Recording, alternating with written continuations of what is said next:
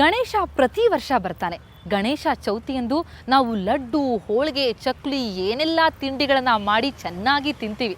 ಜೊತೆಗೆ ಟಪಾಂಗುಚಿ ಡ್ಯಾನ್ಸ್ ಕೂಡ ಮಾಡ್ತೀವಿ. ಆದರೆ ಪಾಪ ಗಣೇಶ ಮಾತ್ರ ಒಂದು ಮೂಲೆಯಲ್ಲಿ ಕೂತ್ಕೊಂಡು ಪಾಪ ಸುಸ್ತಾಗಿ ಕೂತಿರ್ತಾನೆ. ಆದರೆ ಗಣೇಶ ಸಾಕಷ್ಟು ತರಲೆ. ಈ ಬಾರಿ ಆತನ ತರಲೆ ಏನಿತ್ತಪ್ಪ ಅಂತಂದರೆ ಬೆಂಗಳೂರಿಗೆ ಬಂದಿದ್ದ ಗಣೇಶ. ಬೆಂಗಳೂರಿಗೆ ಬಂದವನು ಗಲ್ಲಿ ಗಲ್ಲಿ ಸುತ್ತಾಡ್ದ. ಗಲ್ಲಿ ಗಲ್ಲಿ ಸುತ್ತಾಡಿ ತರಕಾರಿ ರೇಟ್ ಕೇಳಿ ಸುಸ್ತಾಗಿ ಹೋಗ್ಬಿಟ್ಟ. ಜೊತೆಗೆ ಪೆಟ್ರೋಲ್ ಬೆಲೆ ಏರಿರೋದನ್ನು ನೋಡ್ಬಿಟ್ಟು ಸೈಕಲ್ ಹತ್ತದ. ವೋಲ್ವೋ ಬಸ್ಸೇನೋ ಹತ್ತದ, ಆದರೆ ಟಿಕೆಟ್ ಕೊಳ್ಳೋಕ್ಕಾಗದೆ ಕೆಳಗಿಳಿದ್ಬಿಟ್ಟ. ಇನ್ನು ಏನೇನೆಲ್ಲ ತಲೆಹರಟೆ ಮಾಡ್ದ ನಮ್ಮ ಗಣೇಶ, ಅದನ್ನೆಲ್ಲ ನಿಮಗೆ ಹೇಳುವಂತಹ ವಿಶೇಷ ಕಾರ್ಯಕ್ರಮವೇ ತಲೆಹರಟೆ Ganesha.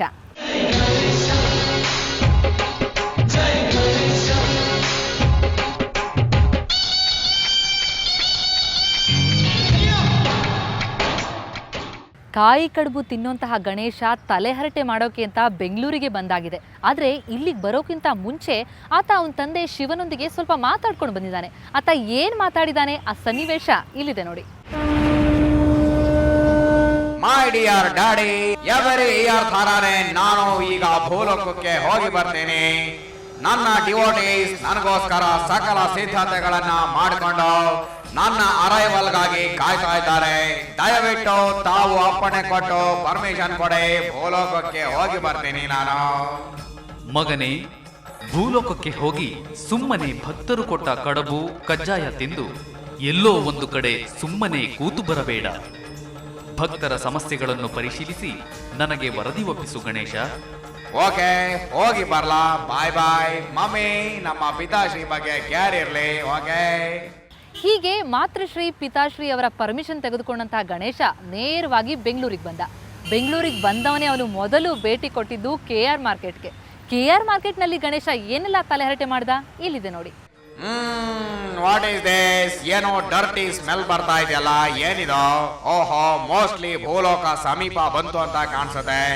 Yes, I am right. Hello daddy, ಅಂತೂ ಇಂತೂ ಬೆಂಗಳೂರಿಗೆ ಬಂದಿದ್ದೀನಿ. I am God is great, but ಭೂಲೋಕದಲ್ಲಿ ಪೀಪಲ್ ಆರ್ ವೆರಿ ವರ್ಸ್ಟ್. ನಾನು ಸ್ವಲ್ಪ ಯಾಮಾರಿದ್ರೆ ಸಾಕು, ಈ KR ಮಾರ್ಕೆಟ್ ನಲ್ಲಿ big pocket. Traffic rules break ಮಾಡಿದ್ರೆ 300 ರೂಪೀಸ್ ಫೈನು, ಪಕ್ಕಕ್ಕೆ ಕೊಟ್ರೆ ಕೇವಲ 100. ಗಣಿ ಮಣ್ಣು ತಿಂದ್ರೆ ಕೋರ್ಟ್ ಕೇಸು ಅಂತ ತಗಲ್ ಹಾಕೊಂಡ್ರೆ ಯಾರಿಗ್ ಬೇಕು ಡ್ಯಾಡಿ? ಇದೆಲ್ಲ ತಲೆನೋವು, ನನಗ್ ಬೇಡಪ್ಪ. ಓಕೆ, ಇದೆಲ್ಲ ಇರ್ಲಿ. ಯಾಕೋ ಏನೋ ನಮ್ಮ ಬೆಂಗಳೂರು ಕಾಮನ್ ಪೀಪಲ್ ಕೈಗೆ ಸಿಕ್ಕ ಸಂಬಳದಲ್ಲಿ ಜೀವನ ನಡೆಸೋದು ಸಿಕ್ಕಾಪಟ್ಟೆ ಕಷ್ಟವಾಗಿದೆ ಅಂತ ನನಗೆ ಕಾಲ್ ಮಾಡ್ತಾ ಇದ್ರು ನಮ್ಮ ಡಿವೋಟೀಸ್. ಯಾಕೆ ಅಂತ ಗೊತ್ತಾಗ್ಲಿಲ್ಲ. ಇರ್ಲಿ. After A long gap 1 year ನಂತರ ನಾನು ಬೆಂಗಳೂರಿಗೆ ಬಂದಾಗಿದೆ. ನೋಡೋಣ ಅದ್ಯಾಕೆ ನಮ್ಮ ಪೀಪಲ್ ಜೀವನ ನಡೆಸೋದು ತುಂಬಾ ಕಷ್ಟ ಅಂತಾರೆ ಅಂತ ಪರಿಶೀಲಿಸಿ ನೋಡೋಣ.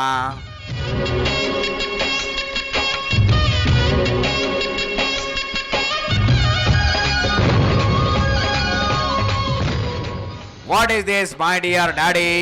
ವರ್ಷದ ಹಿಂದೆ ಈ KR ಮಾರ್ಕೆಟ್ ಹೆಂಗಿತ್ತು ಹಂಗೇನೇ ಇದೆ.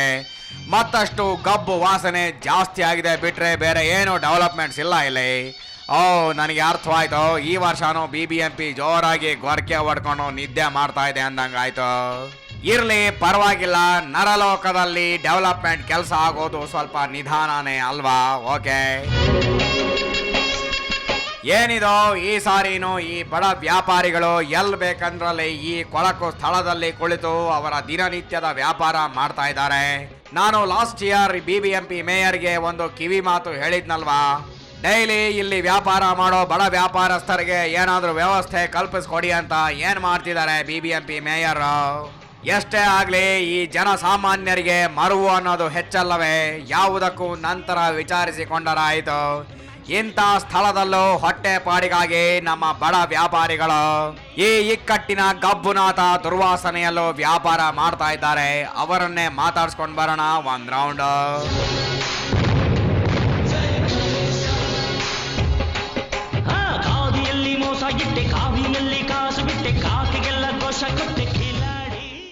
ಏನಮ್ಮ ರಿಯಲಿ ನೀನು ತುಂಬಾ ಗ್ರೇಟು. ಈ ವಯಸ್ಸಿನಲ್ಲಿ ಚಳಿ ಮಳೆ ಬಿಸಿಲು ಅನ್ನದೆ ಒಪ್ಪತ್ತಿನ ಊಟಕ್ಕಾಗಿ ವ್ಯಾಪಾರ ಮಾಡ್ತಾ ಇದೀಯ ನೀನು. ರಿಯಲಿ ವೆರಿ ಗ್ರೇಟ್ ಅಮ್ಮ, ನೀನು ವೆರಿ ಗ್ರೇಟ್. ಪಾಪ ನೀನಾದ್ರೂ ಏನ್ ಮಾಡ್ತೀಯ ಹೇಳು? ಮದುವೆ ಆದ ತಕ್ಷಣ ಅವನ ಹೆಂಡತಿ ಮಾತ್ ಕೇಳ್ಕೊಂಡು ನಿನ್ನನ್ನ ಮನೆಯಿಂದ ಆಚೆ ಕಳ್ಸಿರ್ಬೇಕು, ಸಾಕೋದಕ್ಕಾಗದೆ ನಿನ್ನ ಮಗ. ಅದಕ್ಕೆ ನಿನಗೆ ಈ ಸ್ಥಿತಿ ಬಂದಿದೆ. Am I right? ಎಲ್ಲ ಓಕೆ. ಇಷ್ಟೊಂದು ಗದ್ದಲದಲ್ಲಿ ನಿನ್ನ ಪಾಡಿಗೆ ನೀನು ಇಲ್ಲಿ ಮೂಲೆನಲ್ಲಿ ಕುಳಿತ್ರೆ ನಿನ್ ಹತ್ರ ಯಾರು ಬರ್ತಾರಮ್ಮ ವ್ಯಾಪಾರಕ್ಕೆ? ಅದಕ್ಕೆ ನಾನೇ ಬಂದಿದ್ದೀನಿ ನಿನ್ ಹತ್ರ. ನನಗೆ ನೀನ್ ಕೊಡೋ ಯಾವ ತರಕಾರಿನೂ ಬೇಡ. ನಿನ್ನ ನೋಡಿದ್ರೆ ತುಂಬಾ ಅಯ್ಯೋ ಪಾಪ ಅನ್ಸತ್ತೆ. ತೆಗೆದುಕೋ ನಾನು ಕೊಡುವ ಈ ₹1 ಅನ್ನ. ನೀನು ಈ ಭೂಮಿಯ ಮೇಲೆ ಬದುಕಿರುವಷ್ಟು ದಿನಗಳು ನೆಮ್ಮದಿಯಾಗಿ ಜೀವನ ನಡೆಸೋ. ನನ್ನ ಆಶೀರ್ವಾದ ಎಂದಿಗೂ ನಿನಗೆ ಇದ್ದೇ ಇರುತ್ತೆ. ತಥಾಸ್ಥ.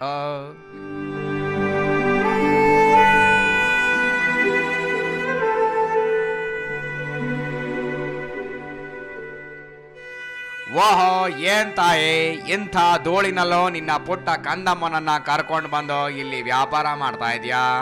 ಸಪ್ತಪದಿ ತೊಳೆದು ನಿನ್ನ ಕೈ ಹಿಡಿದ ಪತಿ ಮಹಾಶಯ ಈ ಬೆಂಗಳೂರಿನಲ್ಲಿ ಸಿಗೋ ಸಾರಾಯಿನ ಕುಡಿದು ಫುಟ್ಪಾತ್ ಮೇಲೆ ಆರಾಮಾಗಿ ಮಲಗಿದ್ರೆ ನೀನ್ ತಾನೇ ಏನ್ ಮಾಡ್ತೀಯ ಹೇಳೋ? ಇರಲಿ ಮಗಳೇ, ನಿನಗೂ ನಿನ್ನ ಈ ಮುದ್ದು ಕಂದಮ್ಮನಿಗೆ ಶುಭವಾಗಲಿ. ಓಹೋ ಏನ್ ತಾಯಿ, how much cost it is? ಓಹೋ ₹85. ಓಕೆ. ಏನಮ್ಮ ಇಷ್ಟೊಂದು ದುಬಾರಿ ಆಗಿದೆ ಎಲ್ಲ ಬೆಲೆಗಳು? ಅದಕ್ಕೆ ಈಗ ಬದುಕೋದು ತುಂಬಾ ಕಷ್ಟ ಅಂತ ನಮ್ಮ ಕಾಮನ್ ಪೀಪಲ್ ಹೇಳ್ತಾ ಇದ್ರು. ಇರ್ಲಿ ಬಿಡೋ, ನೀನಾದ್ರೂ ಏನ್ ಮಾಡ್ತೀಯ ಹೇಳೋ? ನಿಂದು ಹೊಟ್ಟೆ ಪಾಡಲ್ವಾ? ಗೇಣುದ್ದ ಹೊಟ್ಟೆ ತುಂಬಿಸ್ಕೊಳಕ್ಕೆ ಏನೇನೆಲ್ಲ ಸರ್ಕಸ್ ಮಾಡ್ಬೇಕಿಲ್ಲ. ಈ ಕ್ಯಾಬೇಜ್ ರೇಟು ಎಷ್ಟಮ್ಮ ತಾಯಿ? ವಾಟ್? ಏನ್ ಹೇಳ್ದೆ? Repeat once again. ಬರೋಬ್ಬರಿ ₹25. ಅದೇನ್ ತಾಯಿ, ನಮ್ಮ ದೇವಲೋಕದಲ್ಲಿ ಇಷ್ಟೊಂದು ದುಬಾರಿ ಇಲ್ವಲ್ಲ? ಇರೋ ಬರೋ ತರಕಾರಿ ಬೆಲೆ ಇದ್ದಕ್ಕಿದ್ದಂಗೆ ಏರಿಕೆ ಆದ್ರೆ ಈ ಬೆಂಗಳೂರಿನಲ್ಲಿ ದಿನಗೂಲಿ ಮಾಡೋ ನಮ್ಮ ಪೂರ್ ಪೀಪಲ್ ಜೀವನ ನಡೆಸೋದು ಕಷ್ಟ ಆಯ್ತಲ್ಲ. ಎಲ್ಲರನ್ನು ಕಾಪಾಡೋ ಭಗವಂತನಾದ ನನಗೆ ಈ ತರಕಾರಿ ಬೆಲೆ ಕೇಳಿ ಸಿಕ್ಕಾಪಟ್ಟೆ ಸುಸ್ತಾಗೋಯ್ತಲ್ಲ. ಏನ್ ಮಾಡೋದು ನಾನು? ಹಾಗಿದ್ದ ಮೇಲೆ ನಮ್ಮ ಸಾಮಾನ್ಯ ಜನರ ಸ್ಥಿತಿ ಕಷ್ಟ ನಷ್ಟ ಗೋಳು ಛೇ ನನ್ನ ಕೈಲಾಗ್ತಾ ಇಲ್ಲ. ಮೈ ಡಿಯರ್ ಡ್ಯಾಡಿ ಪರಮೇಶ್ವರ, ಹೇಗಪ್ಪ ಈ ಭೂಲೋಕದಲ್ಲಿ ಈ ಜನರು ಜೀವನ ನಡೆಸೋದು?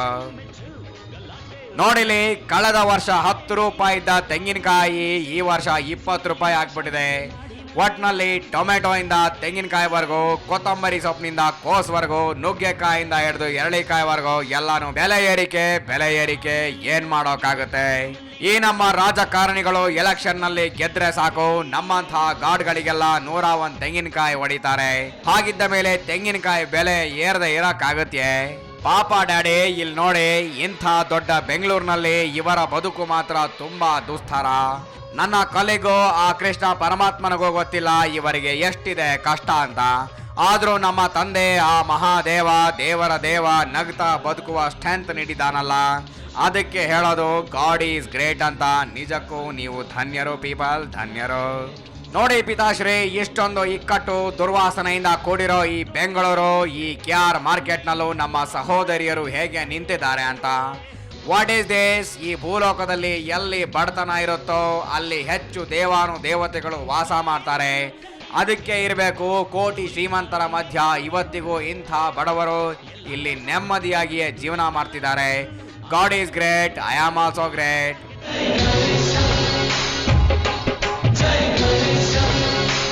ಈ ಹೊಯ್ಸಳ ವ್ಯಾನ್ ಹತ್ಕೊಂಡು ಆರಕ್ಷಕರು ಬಂದಿದ್ದಾರೆ. ಏನ್ರಪ್ಪ, ವ್ಯವಸ್ಥೆನ ಕಾಪಾಡ್ರಿ, ಅದನ್ನ ಬಿಟ್ಟು ಹೊಟ್ಟೆ ಪಾಡಿಗೆ ದುಡಿಯೋ ಅವರ ಹೊಟ್ಟೆಗೆ ತಣ್ಣೀರ್ ಬಟ್ಟೆ ಹಾಕ್ಬೇಡಿ. ಬಡವರ ಹೊಟ್ಟೆ ಕೊಡಿದ್ರೆ ನಮ್ಮ ತಂದೆ ಶಿವಣ್ಣ ನಿಮ್ಮನ್ನ ಸುಮ್ಮನೆ ಬಿಡೋದಿಲ್ಲ, ಗೊತ್ತಾಯ್ತಾ? Be careful. ನೋಡಿದ್ರಲ್ಲ, ತಲೆಹರಟೆ ಗಣೇಶ ಕೇವಲ ತರಲೆ ಮಾಡಲ್ಲ ಅಂತಾಯ್ತು. ಜೊತೆಗೆ ಅವನಿಗೆ ಬಡವರು, ನೊಂದವರು, ವಯಸ್ಸಾದವರು ಅಂತಂದ್ರೆ ತುಂಬಾನೇ ಕಾಳಜಿ. ಅದರಲ್ಲೂ ಅವಸ್ಥೆ ಮಾಡ್ತಾರಲ್ಲ ಅಂಥವ್ರು ಕಂಡ್ರೆ ಬಹಳ ಕೋಪ. ಹೀಗೆ KR ಮಾರ್ಕೆಟ್ ಸುತ್ತಿದಂತಹ ಗಣೇಶ ಮತ್ತೆಲ್ಲಿಗೆ ಹೋದ, ಇನ್ನೇನು ತಲೆಹರಟೆ ಮಾಡ್ದ ನೋಡೋಣ ಒಂದು ಬ್ರೇಕ್ನ ನಂತರ.